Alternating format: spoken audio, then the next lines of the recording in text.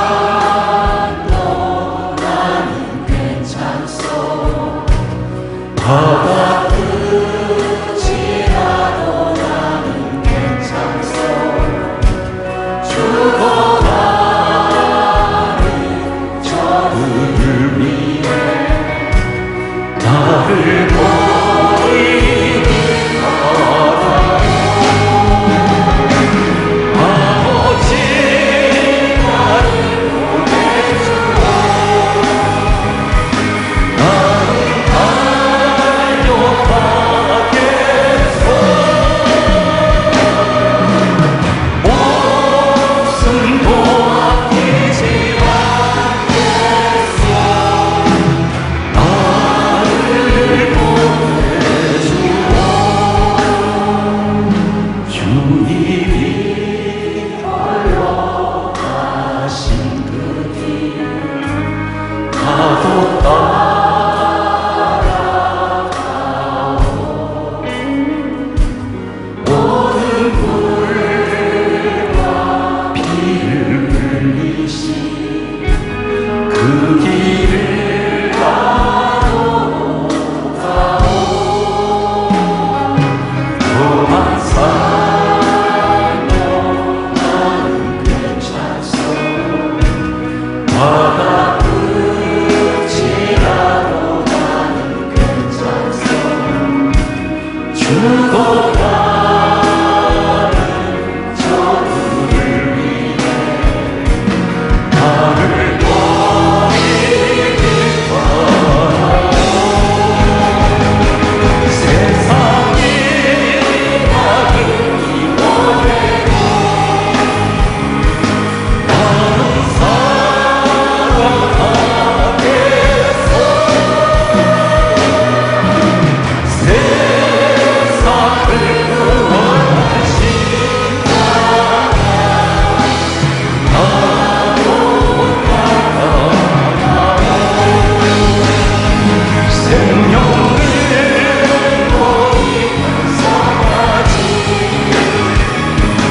나를 사랑한 당신 이 작은 나를 받아주오.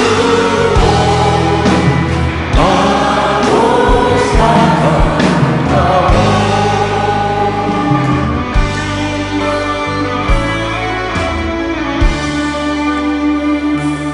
오직 주의 사랑에 매여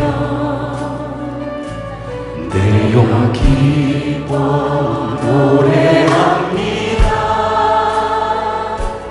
이 소망의 언덕 기쁨의 땅에서 주께 사랑드립니다. 오직 주의 제자라서 내 영 기뻐 찬양합니다. 이 소망의 언덕 거룩한 땅에서 주께 예배드립니다. 주께서 주신 모든 은혜 나는 말할 수 없네. 내 영혼 즐거이 주받으리라. 주를 섬기리라. 오직 주의 사랑에 매여 내 영 기뻐 노래합니다. 이 소망의 언덕 기쁨의 땅에서 주께 사랑드립니다. 오직 주의 제자에서 내 영 기뻐 찬양합니다.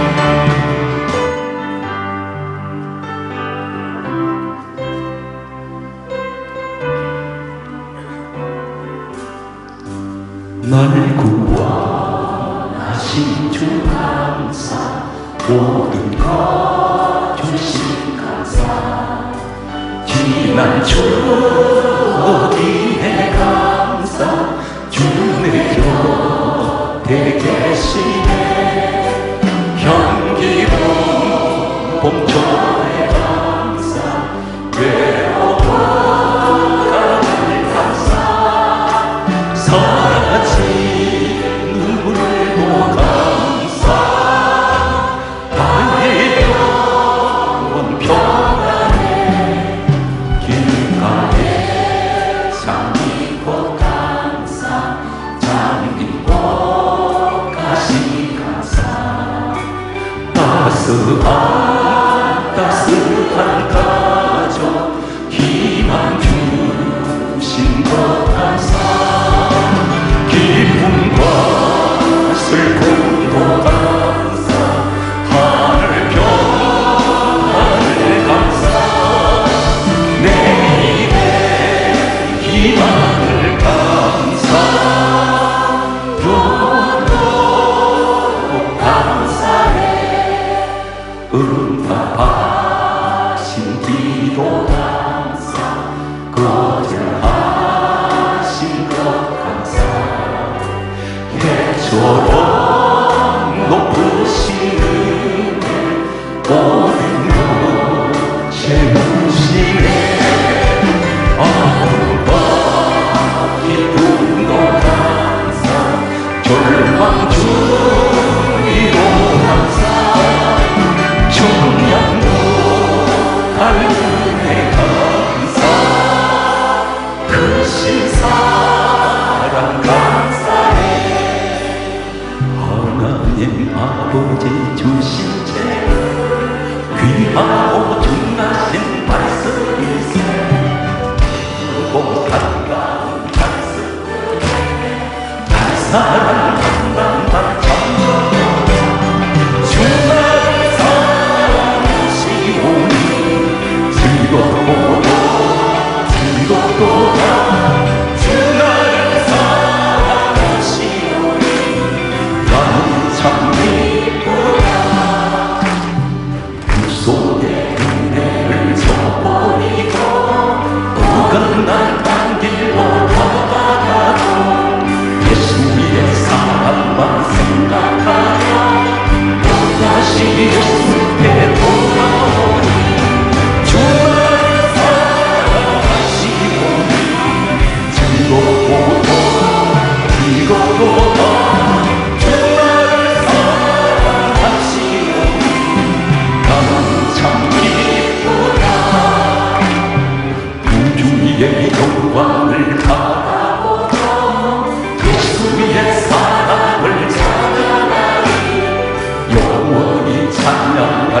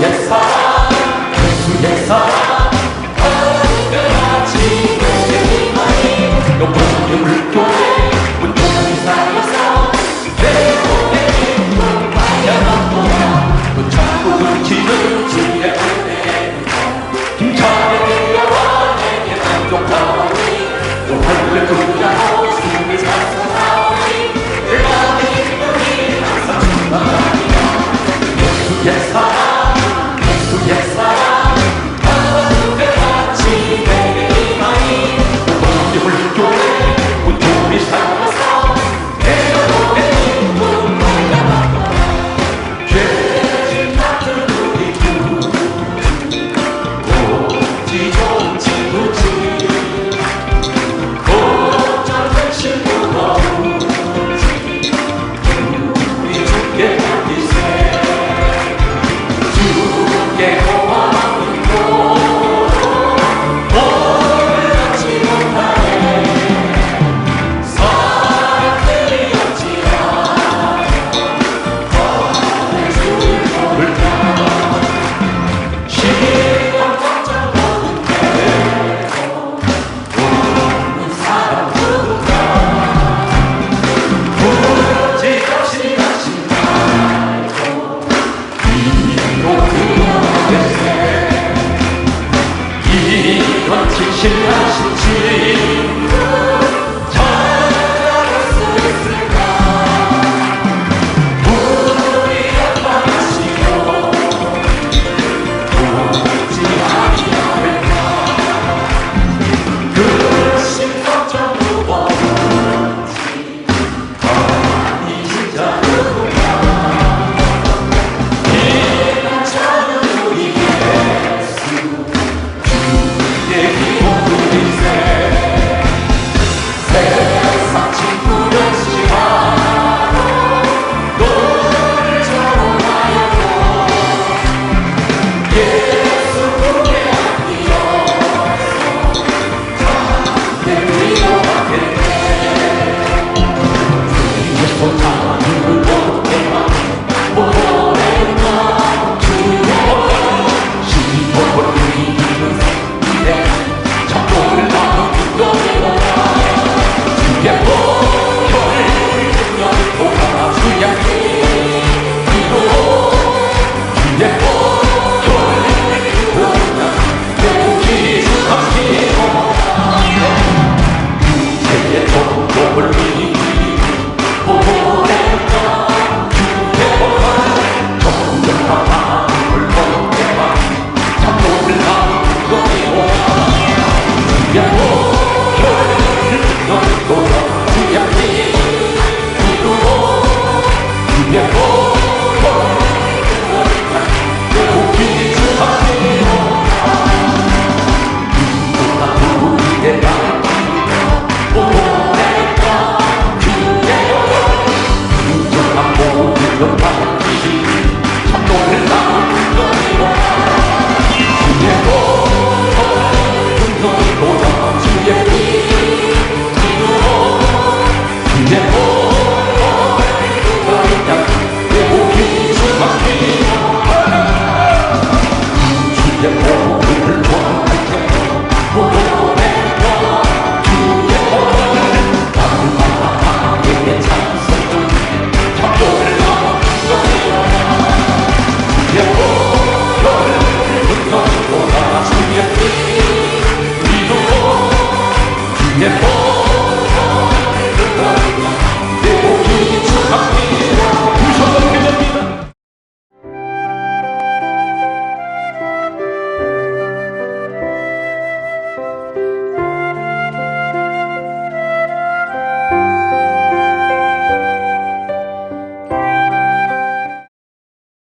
오늘 여러분들은 이 귀한 자리에 하나님 말씀을 듣기 위해서 오셨습니다. 기독교는 무슨 종교입니까? 말씀 종교입니다. 말씀을 모르는 하나님은 알 수가 없어요. 모든 천지 우주 만물, 그리고 인간의 창조, 그리고 모든 죄의 시작, 그리고 천국 지옥 전부 성경에 기록되어 있습니다. 우리가 성경 말씀을 모르면 하나님 누구신지 모릅니다. 성경 말씀을 모르면 천지 창조가 어떻게 되는지 모릅니다. 성경 말씀을 모르면 천국 지옥에 있는 것도 모릅니다. 성경 말씀을 모르면 예수님이 누구신지도 모릅니다. 그러므로 성경은 이렇게 말씀하고 있습니다. 로마서 10장 17절을 강조하고 넘어가고 있습니다. 믿음은 들음에서 나고 들음은 그리스도의 말씀으로 말미암습니다. 내가 믿음이 있다는 것은 말씀을 믿는 것이 믿음입니다. 그래서 이 말씀은 어느 정도의 하나님께서 대단히 권위를 말씀하고 있느냐면 요한복음 1장 2절은 저는 항상 여러분에게 강조합니다. 말씀이 하나님입니다. 태초에 말씀이 계시니라. 하나님은 말씀이세요. 오늘 다시 말해서 하나님이 말씀이면 성경은 요한복음 1장 14절에 이렇게 말씀하고 있습니다. 말씀이 육신이 되어 우리 가운데 오신 분이 예수 그리스도입니다.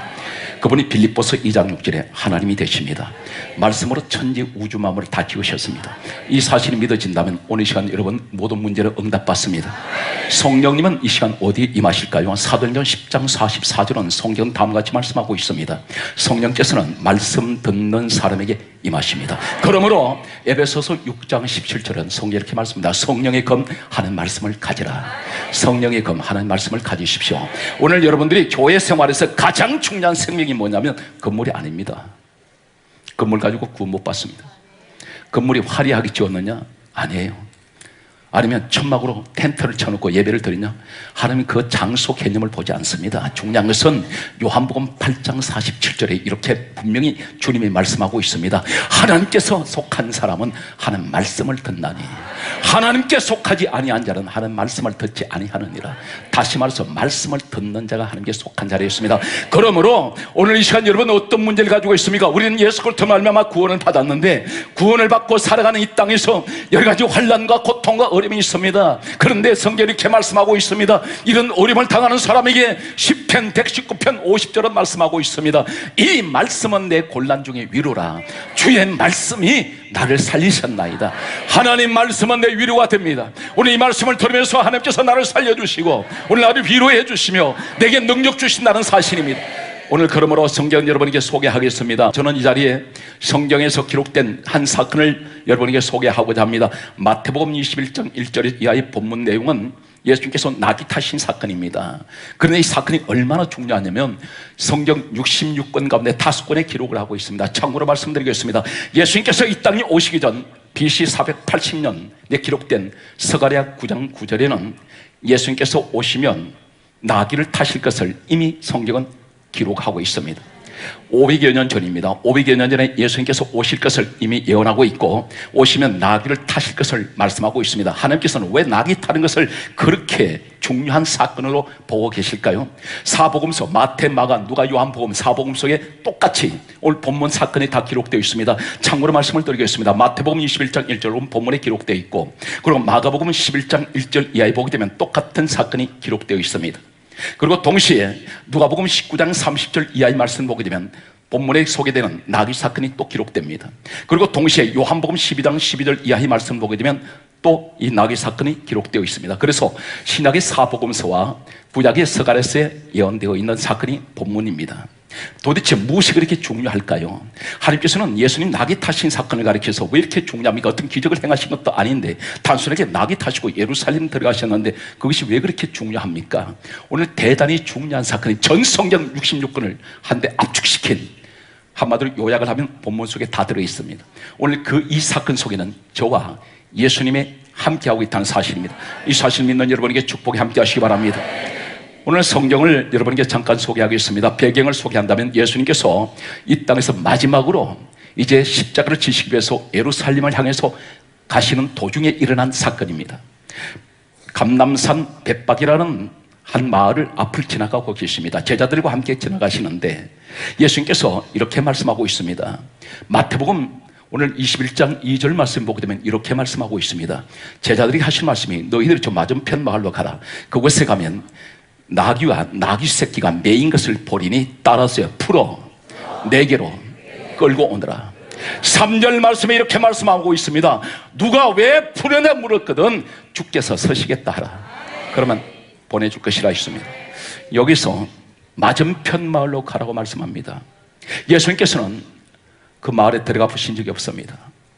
그런데 그냥 길을 지나가고 계세요. 맞은편 마을로 가면 그곳에 나귀가 있는 것도 알고 계시고 묵진 것도 알고 계십니다. 그런데 풀어서 내게로 데려오라 말하고 있습니다. 여기서 한 가지 대단히 중요한 사실을 언급하고 넘어갑니다. 본문 사건에서 우리 예수님은 보지 않고도 아세요. 마태복음 10장 30절은 이렇게 말씀합니다. 하나님께서는 사람의 머리털까지도 다 세심받으셨다 그랬습니다. 내 머리카락이 몇 가닥인지 알고 계신다는 것입니다. 성경은 이렇게 말씀하고 있습니다. 사람의 발걸음 숫자까지 헤아리고 계시고 사람의 눕고 일어나는 것을 알고 계신다 했습니다. 성경에 한 군데 소개한다면 누가복음 5장 1절 사건에서 이런 사건이 기록되고 있습니다. 베드로가 밤새도록 그물 던졌는데 고기잡이 전문가 베드로는 고기 한 마리 못 잡았습니다. 실패했습니다. 날은 밝아왔습니다. 바닷가에서 그물을 다시 싣고 있습니다. 이때 예수님께서 베드로 빈배를 타셨습니다. 그리고 하시는 말씀이 가장 첫 마디가 누가복음 5장 3절에 이렇게 말씀합니다. 배를 육지에서 띄기를 청하시고, 이 말이 무슨 말이냐면 모든 배는 큰 배든 작은 배든 어떤 배든지 육지에 묶여 있습니다. 묶어놓지 않으면 파도에 휩쓸려서 배는 다 떠내려가 버립니다. 어디로 갔는지 없습니다. 다시 말해서 예수님께서 타시기 전에는 베드로의 빈배는 묶인 배입니다.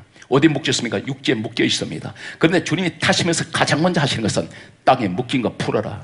오늘 동일한 사건이 기록되고 있습니다. 나귀를 풀어서 내 곁으로 와라.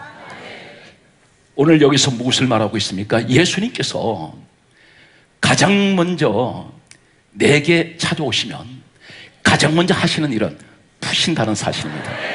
땅에 묶인 것을 풀으라는 것입니다. 메인 나귀를 풀으라는 것입니다. 오늘 여러분들에게 묶인 것이 무엇입니까? 가난이 질병이 나를 묶여 있습니다. 가난이라는 것이 나를 묶고 있습니다. 내 가정에 묶인 것이 너무나 많습니다. 죄의 사슬에서 묶여버렸습니다. 사람관계에서 묶였습니다. 그런데 우리 주님께서 내 가정에 오신다면, 내 삶 속에 오신다면 주님은 반드시 묶인 것을 풀어주신다는 사실입니다. 여기서 한 가지 대단히 중요한 것은 동네에 들어가 보지 않아도 아시는 우리 주님, 베드로 빈배를 타실 때에 주님이 하시는 말씀은 깊은 데를 가서 그물 내리라. 이 말씀 무슨 말이냐면 고기 한 마리 우리 주님은 이 땅에 오셔서 잡아보신 적이 없어요. 목수일 하셨습니다. 그 넓은 바다에 주님은 어느 곳에 고기가 있는지 모르십니다. 최소한 고기잡이 전문가 베드로가 평생을 고기 잡는 일에만 종사했던 이 사람은 최소한 갈릴리 이 바다에 대한 전문가입니다. 그런데 실패했습니다. 베드로는 인간 방법을 다 동원했습니다. 자신의 경험, 자신의 지혜, 자신의 전문 지식, 최소한 고기는 어떻게 하면 어떻게 잡는다는 것도 다 알고 있습니다. 그런데 실패했습니다. 우리 모습입니다. 내가 아무리 똑똑하고 내가 아무리 경험이 많고 아무리 그 분야의 전문가라고 자부한다 할지라도 때로는 실패할 때가 있다는 것입니다. 보기 좋게 나가 떨어질 때가 있습니다. 그런데 주님은 이 땅에 오셔서 물고기 한 마리 잡아보신 적 없지만 주님의 말씀 한마디에 깊은 데로 가라 한 곳을 지명하시더니 그물을 내렸을 때에 여기서 대단히 중요한 것은 그물이 찢어들듯이 고기가 잡혔다는 사실입니다. 무엇을 말합니까? 우리 지금은 보지 않고도 아세요. 물고기 방향이 때도 아십니다. 지금 그렇다면 그 주님은 지금 나와 함께하고 계십니다. 내 형편은 알고 계세요. 지금 내가 무엇 때문에 결혼하며 고통스러워하는지 알고 있습니다. 내 가정 형편 전부 두루 다 알고 계세요. 중요한 사실은 베드로가 여기서 뭐라고 말합니까? 제가 밤이 맞도록 얻은 것이 없지만은 말씀에 의지하여 그물을 내리겠습니다. 이 말씀에 의지한다는 건 무엇을 말하고 있습니까? 요한복음 1장 1절에 말씀은 하나님이라 했습니다. 요한복음 1장 14절에 말씀은 예수 그리스도를 말합니다. 사도행전 10장 44절에 말씀 가운데 성령이 임합니다. 그렇다면 내가 말씀에 의지한다는 것은 곧 다시 무엇을 말합니까? 내가 주님을 의지하여, 내가 하나님을 의지해서 내 방법으로는 다 실패했습니다. 그러나 하나님을 믿고 말씀에 의지해서 내 경험 버리겠습니다. 내 상식 버립니다. 그리고 하나님만 믿고 해보겠습니다. 하나님은 말씀 한마디에 밤새도록 실패한 인생이 만선의 배로 바꿔버립니다. 바로 우리 인생을 말씀하고 있는 주를 믿으시기 바랍니다. 성경 계속해서 이렇게 말씀하는 사건을 보게 됩니다. 요한복음 11장 44절의 말씀을 보게 되면 나사로 한 사람이 죽어버렸습니다. 예수님께서 무덤 밖에서 나사로야 일어나 나오라 말씀할 때에 나사로가 성경 가운데마다 수족을 동인 채로 걸어 나왔다 있습니다. 수족을 동했다는 것은 무엇을 말하냐면 우리나라 장례 의식과 같습니다. 저 유대인들 가운데는. 그런데 그 수족을 동인다는 것은 사람이 일단 죽으면 머리부터 발끝까지 전부 다 천으로 완전히 싸버립니다. 완전히 묶어버립니다. 붕대를 감듯이 전부 다 묶어버립니다. 그런데 이 사람이 나사로가 살아서 나왔습니다. 나왔을 때 예수님께서 하실 말씀이 이렇게 강조하고 있습니다. 요한복음 11장 44절에 수족을 풀어 놓았다는 얘기하라. 여기서 대단히 중요한 말씀이 있습니다. 전부 다 풀으라는 거예요. 자, 나귀도 풀어라. 그리고 육지에 묶인 것도 베드로 빈배도 풀어라. 그리고 석은 시체가 되었던 나사로 살아나올 때 수족을 풀어라. 그리고 놓았다는 얘기하라. 이 사건이 바로 뭐냐면 예수를 만나면 진리가 너희를 자유케 한다는 사실입니다. 예수 안에는 자유함이 있습니다. 자, 여러분 보세요. 무속신앙, 미신 쫓는 사람들은 못 하나 박는 것도 날짜 잡습니다. 손이 있느냐 없느냐 따집니다. 이사 가는 것 동서남북으로 손이 있느냐 없느냐 다 따집니다. 그러나 예수 믿는 사람은 밤에 이사해도 괜찮고, 아멘. 비가 오나 눈이 오나 언제든지 관계없어. 밤 12시에 못 때려 박아도 괜찮아. 이 사실 믿어요? 이것이 바로 자유라는 거예요. 자유. 오늘 여러분 자유하시기 바랍니다. 그렇다면 환경만 자유해지는 게 아니라 내 마음의 자유를 얻어야 돼요. 주님 안에서는 자유가 있습니다. 죄에서 자유를 얻게 하면 보혈의 능력이 여러분과 함께 하고 있다는 사실입니다. 이 사실 믿습니까? 그런데 나귀가 예수님 앞으로 왔습니다. 나귀를 예수님 타셨어요. 타셨는데 예루살렘으로 들어갑니다. 참고로 얘기합니다. 이 율법 시대에 특히 한 역사를 보니까 저 팔레스타인이 고대 역사를 보았더니 예루살렘에 들어가는 짐승이 구별되어 있었습니다. 하나님 앞에 그 예루살렘 안에는 하나님 성전이 있습니다. 근데 거기 들어갈 때 하나님께서 구별해온 양이 있습니다. 소가 있습니다. 비둘기가 있습니다. 한때는 이 세 종류의 짐승만 하나님께 바쳐지는 정결한 짐승으로 구별되어 있기 때문에 그 짐승들만 성하러 들어간 적이 있습니다. 그렇다면 나머지 약대나 낙타, 나귀들은 성 밖에 매여져 있어서 했습니다. 거기 들어갔다가는 율법에만 맞아 죽습니다. 돌로 쳐서 죽입니다. 주인까지 맞아 죽습니다. 그런데 이 나귀를 예수님이 타셨습니다. 나귀는 레위기서 11장 1절 이하의 말씀 보게 되면 부정한 짐승입니다. 성경은 레위기서 이렇게 말씀합니다. 정결한 짐승과 부정한 짐승을 구별해 놓았는데 어떻게 구별하냐면 짐승이 새김질을 하고 발이 굽이 갈라진 짐승은 정결하고, 그리고 새김질은 하되 발 굽이 갈라지지 않는 짐승은 부정하고, 발굽은 갈라졌는데 새김질은 해도 부정하고, 그래서 가장 정결한 짐승은 새김질을 하고 발굽이 갈라져야 정결하게 되어 있습니다. 그런데 나귀는 새김질은 하는데 발굽이 갈라지지 않았습니다. 통발입니다. 이 짐승은 예루살렘 성 안에 못 들어갑니다. 들어가면 한때는 율법에 의해서 맞아 죽습니다. 들어갈 수가 없어요. 그런데 성경은 무엇을 말씀하고 있습니까? 왜 성경은 나귀 이야기를 할까요? 전 성경은 구원의 이야기인데, 우리 사람을 향해서 하신 말씀인데 왜 짐승 이야기를 하고 있습니까? 참고로 말씀을 드리겠습니다. 창세기 49장 14절에는 야곱의 아들들 가운데서 12아들 가운데 이사갈이라는 아들이 있습니다. 성경은 이사갈을 가리켜서 나귀라고 비유하고 있습니다. 다시 말해서 이 나귀는 사람의 의미를 강조하고 있습니다. 사람을 의미하고 있습니다. 사람을 비유적으로 말하고 있습니다. 그렇다면 무엇을 말합니까? 부정한 죄인을 말하고 있습니다. 그런데 이 나귀를 예수님이 타셨는데, 오늘 본문 말씀 보게 되면 마태복음 21장 7절 말씀 보게 되면 예수님께서 나귀를 타시고 예루살렘으로 들어가실 때에 사람들이, 첫째 제자들이 겉옷을 벗어서 나귀 등에 얹었습니다. 기가 막힌 이야기입니다. 8절 말씀 보게 되면 사람들이 겉옷을 벗어서 나귀가 지나가는 그 길에 폈습니다. 그리고 나뭇가지를 폈습니다. 대단한 환영입니다. 여기에서 마태복음 21장 8절은 나뭇가지를 폈다고 했는데, 이 동일한 사건을 기록하고 있는 요한복음 12장 13절은 이렇게 말씀하는데, 이 나뭇가지가 종려나무 가지로 말하고 있습니다. 종려나무 가지를 폈다는 것입니다. 예수님을 모시고 들어갈 때 사람들이 환영합니다. 근데 겉옷을 벗어서 나귀 등에 얹고 길에 폈다는 의미가 뭐냐면 유대 관습을 잠깐 소개하고 있습니다. 유대의 문화는 아주 귀한 귀빈이, 대단한 귀족이, 엄청난 VIP가 내 가정에 만약에 방문을 할 때 여기 집주인은 겉옷을 벗어서 땅에다 펴니다. 이것은 최고의 예우를 말합니다. 최고의 높임을 의미하고 있습니다. 나귀가 높임을 받아요. 나귀 등에 사람들이 겉옷, 예수님의 제자들이 겉옷을 나귀 등에 얹었습니다. 한두 사람이 얹은 것이 아닙니다. 펴서 얹었습니다. 나귀가 존경을 받습니다. 길바닥에 사람들이 겉옷을 펴서 펴니다. 그것을 밟고 감히 부정한 짐승 나귀가 밟고 지나갑니다. 왜 그럴까요? 돌에 맞아 죽어야 될 이 나귀가 사람들로부터 엄청난 환영을 받습니다.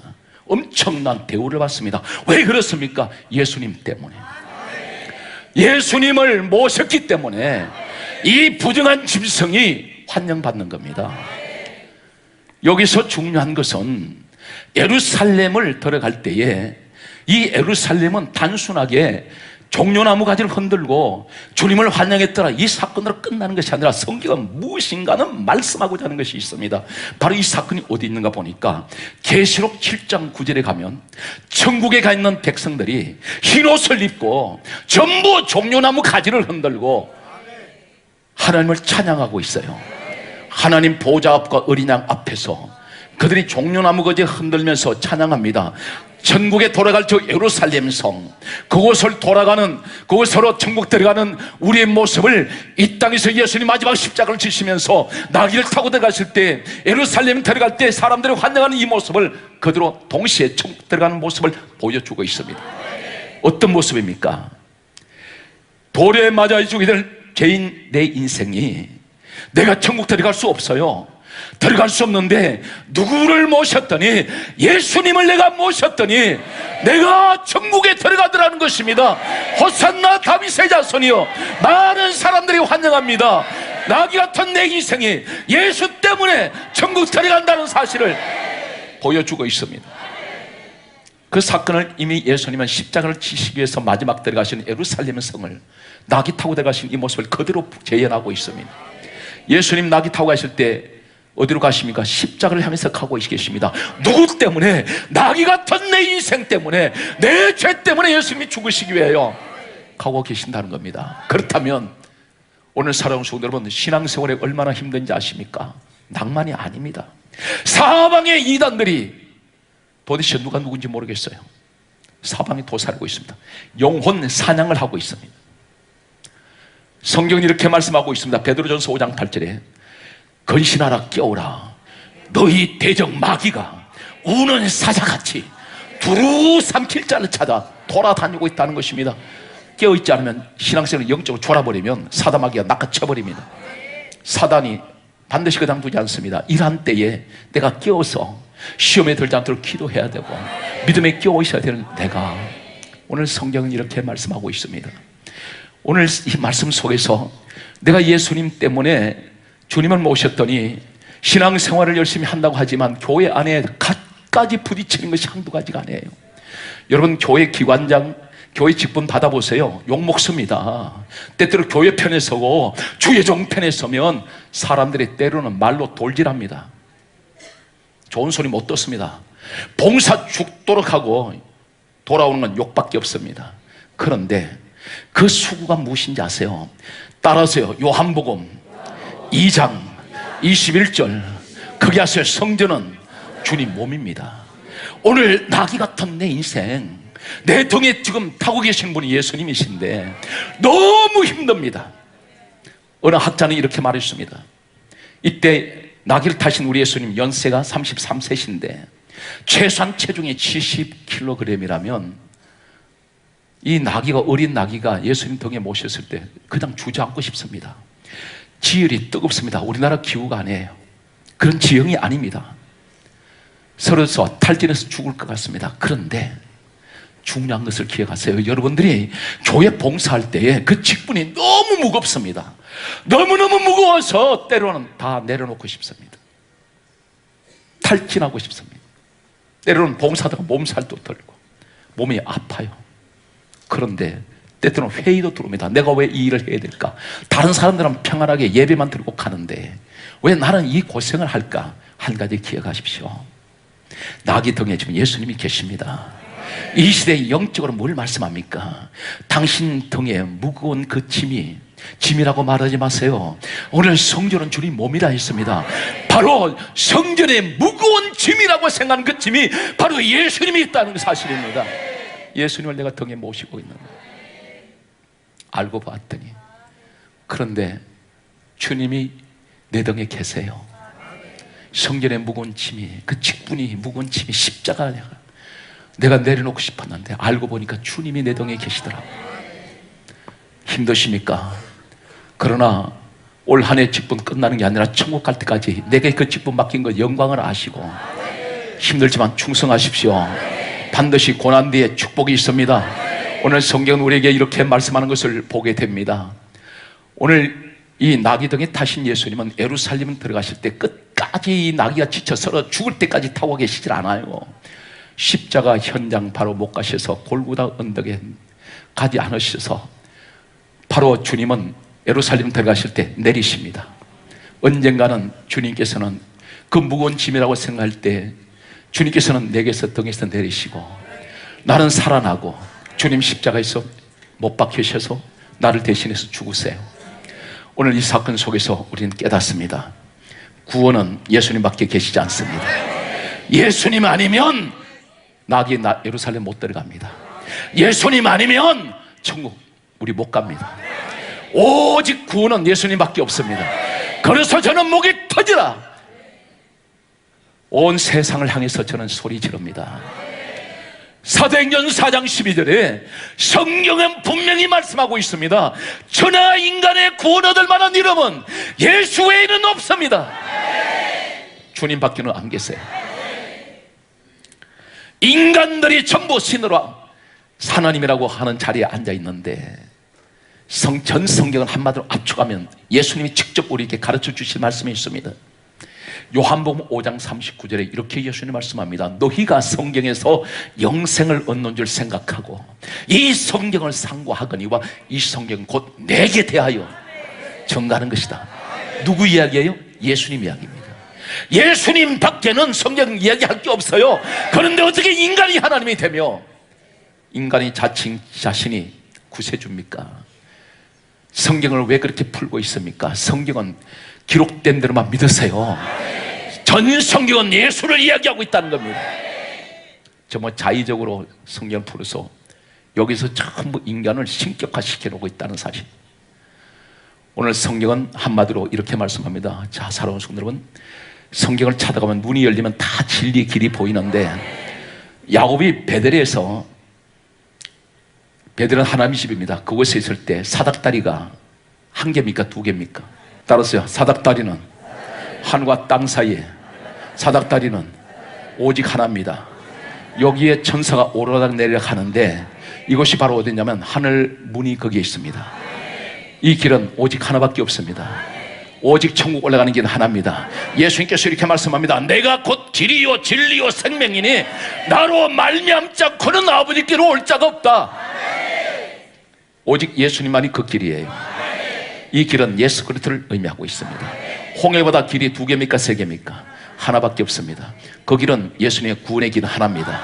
또 묻습니다. 요단강 길이 한 개입니까? 두 개입니까? 요단강 길이 하나입니다. 그 길 건너가야 가나안 땅이에요. 이 길은 전부가 다 오직 유일한 구원의 길을, 예수를 이야기를 하고 있다는 사실, 이 사실 믿습니까? 오늘 사랑하는 성도 여러분, 우리는 주님 앞에 지금 나와 있습니다. 그 주님 끝까지 따라가세요. 민족을 살리는 것은 예수께로 돌아가는 길밖에 없습니다. 예국하는 것은 교회마다 부흥되어야 됩니다. 왜 그렇습니까? 예수 그리스도로 세워진 교회, 핏값으로 세워진 교회마다 부흥되면 하나님 이 민족 축복하지 말아도 축복합니다. 이것이 바로 예국하는 길이에요. 남북 통일은 교회마다 부흥되고 하는 나라가 확장될 때에 모든 나라가, 모든 사람이 예수님 앞에 무릎 꿇고 기도해 보세요. 반드시 하나님은 이 민족을 축복합니다. 저는 확신합니다. 오늘 여러분 가운데 이 축복의 주인공이 되십시오. 오늘 성경은 그러므로 결론을 말씀드리겠습니다. 나귀 같은 내 인생, 내가 예수님을 모셨더니 나는 천국 가게 되었습니다. 내 등에 계신 예수님을 때로는 무거워서 주님 내리세요 그렇게 말하고 싶었는데 알고 봤더니 주님이 나 때문에 십자가를 향해서 가고 계셨어요. 내가 죽을 자리에 주님이 대신 가고 계십니다.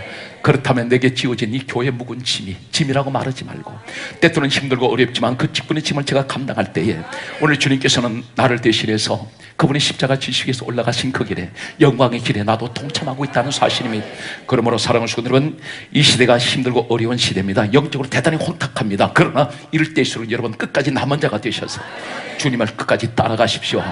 단 당신은 오늘 이 자리에 나와 계신 여러분은 요한복음 4장 23절에 아버지께서는 예배자를 찾으신다 했으니 여러분은 분명 남은 자이며 승리자입니다.